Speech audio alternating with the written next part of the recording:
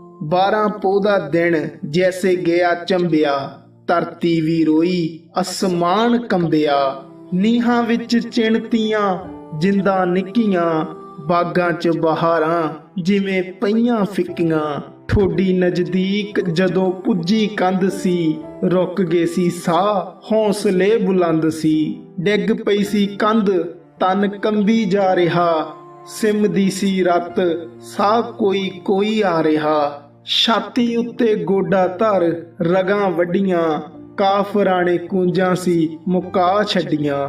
ਇਉਂ ਜਾਪੇ ਜ਼ੁਲਮ ਖਲਾਸ ਹੋ ਗਿਆ, ਸੂਬਿਆਂ ਦਾ ਸਭ ਕੁਝ ਨਾਸ਼ ਹੋ ਗਿਆ।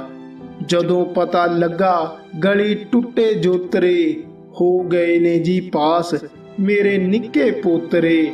ਖੁਸ਼ੀ ਖੁਸ਼ੀ ਜਾ ਬੜੇ ਖੁਦਾਈ ਬਾਗ ਤੇ, ਮਾਤਾ ਨੇ ਸਵਾਸ ਸਦਾ ਲਈ ਤਿਆਗ ਤੇ।